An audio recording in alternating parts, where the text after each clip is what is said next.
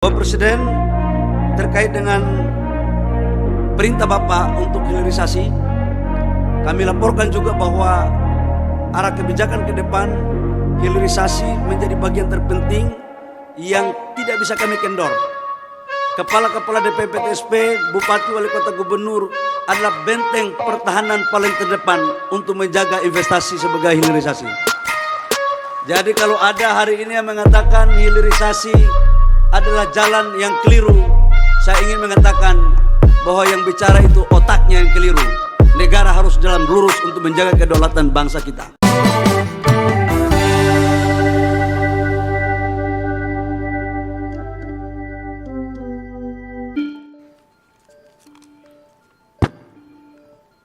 Bismillahirrahmanirrahim.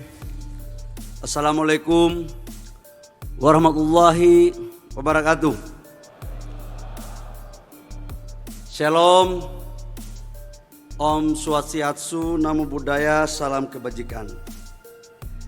Yang sama-sama kita hormati, kita banggakan, kita cintai Presiden Republik Indonesia Bapak Insinyur Haji Joko Widodo. Kita berikan aplaus pada pagi hari ini.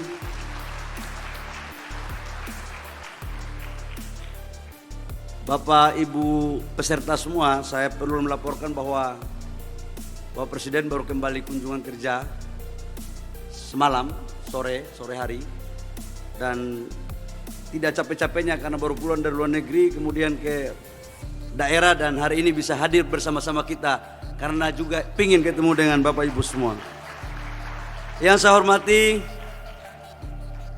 Pak Menseskap, Pak Pramono Anung, Pak Erick Thohir, Menteri BUMN merangkap Menko saya hari ini, Menkombat Invest ad interim. Senyumannya bagus betul Pak Ardi. Pak Mendagri yang saya hormati, Pak Tito Karnavian, yang memang bupati-bupati, wali kota hadir 200 lebih Pak. Pak Gubernur juga hadir 20 lebih. Takutnya mereka ini bukan Kementerian Investasi Pak, ke Pak Mendagri. Pak Menteri ATR yang saya hormati, Pak Hadi, Bapak Gubernur, Bupati, Wali Kota, Kepala DPP TSP, Provinsi, Kabupaten, Kota, dan seluruh peserta yang sempat hadir pada hari ini. Oh, ada Wali Kota Medan, paten kali nih Mas Bobi ini. Ini Pak Wali Kota Medan ini Wakil Ketua Umum BPP HIPMI yang memang menjadi Wali Kota. Mana HIPMI itu hebat-hebat. Kita berikan aplaus kepada Mas Bobi. Ini penting karena kita mantan Ketua Umum HIPMI dulu. Jadi kalau nggak saling menggoreng siapa lagi gitu kira-kira. Bapak Presiden, izinkan kami untuk melaporkan tentang acara ini. Yang pertama, rakor investasi ini kita lakukan sebagai tradisi dari tahun ke tahun untuk melakukan evaluasi program pada tahun yang sudah kita lewati dan menyusun program pada tahun ke depan. Peserta yang hadir dalam rakor teknis seluruh Kepala Dinas DPP TSP Republik Indonesia, 36 dari 38 provinsi, 36 yang hadir. Kemudian kabupaten kota itu kurang lebih sekitar hampir 500 yang hadir. Yang kedua, kami juga melaporkan kepada Bapak Presiden, rapat ini sudah dilakukan sejak hari kemarin dan hari ini gongnya. Yang ketiga, kami juga melaporkan kepada Bapak Presiden, sejak kami dilantik, saya masih ingat karena ini rakor terakhir dalam masa kabinet 2019-2024 sebagai bentuk evaluasi dari apa yang diperintahkan oleh Bapak Presiden kepada kami sebagai Menteri Investasi sejak kami dilantik pada tanggal 23 Oktober tahun 2019.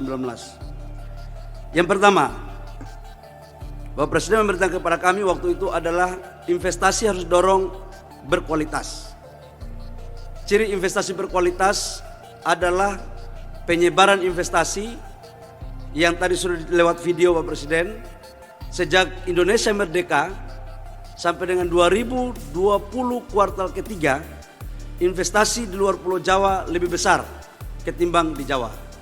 Dan alhamdulillah atas kewenangan yang diberikan kepada Kementerian Investasi untuk merumuskan langkah-langkah komprehensif dan terukur secara regulasi, maka sejak 2020 kuartal ketiga sampai dengan 2023 kuartal ketiga sudah masuk kuartal keempat, investasi di luar Pulau Jawa sudah lebih besar ketimbang di Jawa.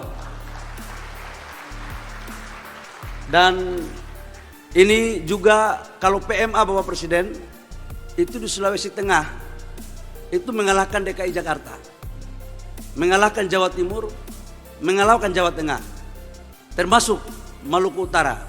Bukan karena menterinya orang timur, tapi karena kebaikan Bapak Presiden dalam memberikan regulasi penguatan kepada Kementerian Investasi. Yang kedua, kami juga menyampaikan tentang arahan Bapak Presiden agar mengurus investasi jangan yang besar-besar saja. UMKM juga harus diurus.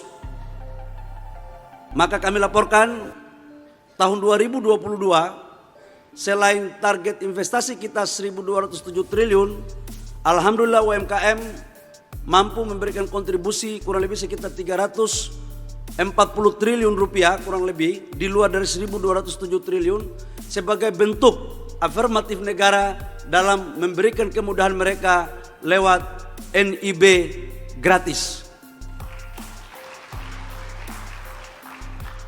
Yang ketiga Bapak Presiden, kami juga melaporkan sekalipun di era Covid, tahun 2019 memang menjadi menteri di era Covid ini ngeri-ngeri sedap. Karena FDI yang masuk susah, kemudian kondisi ekonomi global yang belum baik, tapi alhamdulillah FDI kita dari sejak 2020 sampai dengan sekarang, PMA dan PMDN itu perimbangannya kurang lebih sekitar 52 sampai 53% PMA, dan PMDN kita itu 47 sampai 48% PMDN. Jadi FDI kita paling tinggi Pak. Dan untuk di Asia Tenggara berdasarkan data ANTED, FDI yang masuk di dunia itu yang pertama itu adalah Amerika, benua Amerika, yang kedua itu adalah Asia Tenggara. Dan Asia Tenggara untuk sektor keuangan Singapura yang paling terbesar, tapi di sektor real Indonesia yang paling besar. Yang ketiga, KPI tentang kolaborasi dengan pengusaha daerah dan UMKM. Ini tantangan Bapak Presiden kami laporkan sejak Peraturan Menteri Investasi tahun 2021 tentang kolaborasi pengusaha daerah itu kami sudah terapkan. Dan sekarang sudah berjalan tapi belum maksimal. Ini butuh kesadaran yang tinggi untuk kami lakukan. Bapak Presiden, terkait dengan perintah Bapak untuk hilirisasi, kami laporkan juga bahwa arah kebijakan ke depan hilirisasi menjadi bagian terpenting yang tidak bisa kami kendor.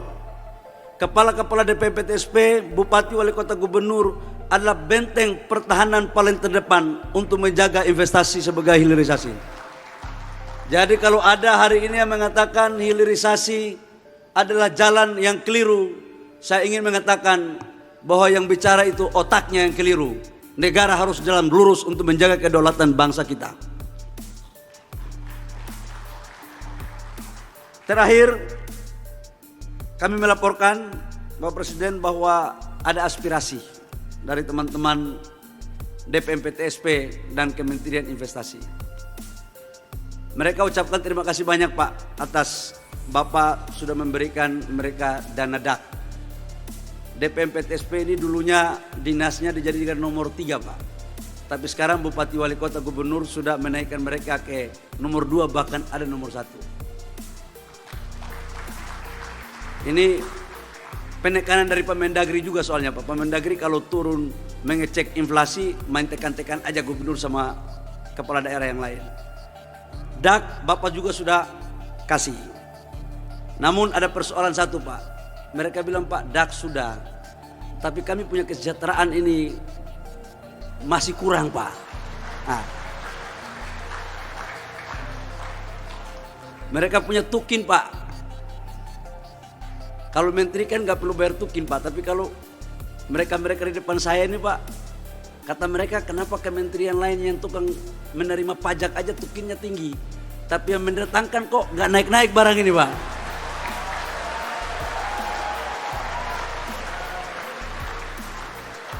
Jadi Kata mereka, Pak, yang mau menerima pajak apanya mau dipetik kalau pohon dan buahnya nggak pernah dibawa masuk ke dalam negeri.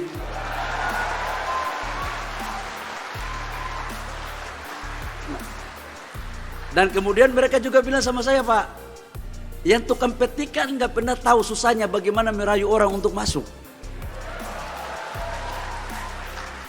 Kok yang bagian merayu dengan yang bagian metik lebih dapat banyak daripada yang merayu ini, kira-kira begitu, Pak. Mohon maaf, Pak, kami mohon kebijaksanaan Bapak agar di saat saya setelah jadi Menteri Investasi di periode Bapak tidak ada lagi beban yang saya tinggalkan untuk para yang ada di depan saya, Pak. Karena bagi kami, Pak, yang Bapak ajarkan, pemimpin yang baik adalah pemimpin yang mampu memperjuangkan anggota dan bawahannya. Jangan tepuk tangan terus, saya tidak capres dan cawapres, jangan. Tapi ya, kalian udah mengerti semua untuk kebaikan rakyat, bangsa dan negara. Terima kasih, kurang lebihnya mohon maaf. Wabillahi taufiq wal hidayah. Wassalamualaikum warahmatullahi wabarakatuh.